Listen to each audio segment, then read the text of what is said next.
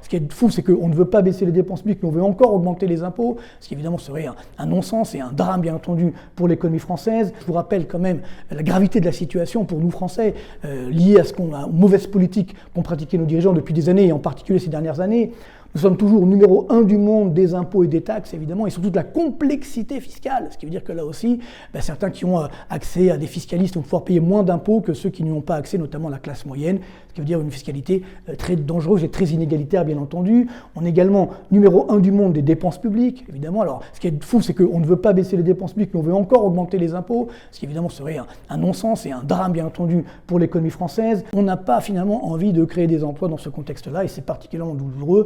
Sachant qu'en plus, on a des formations mal adaptées, ce qui veut dire que parfois, beaucoup d'entreprises qui veulent créer des emplois font face à des pénuries de main-d'œuvre. Donc il y a du boulot, mais il n'y a personne en face. Non pas que les Français ne veulent pas travailler, mais qu'il n'y a pas les formations, tout simplement, parce que là aussi, des mauvais choix de l'éducation nationale et de nos dirigeants, là aussi, pour ne pas, je dirais, générer les bonnes formations, ce que demandent évidemment les entreprises, par exemple dans l'industrie, évidemment. Là aussi, on manque de tous les métiers dans l'industrie parce qu'on a fait un choix, une erreur stratégique dans les années 90-2000, et puis on a continué jusqu'à dernièrement en disant il faut arrêter l'industrie, on veut une économie française sans usine. On voit ce que ça nous coûte aujourd'hui.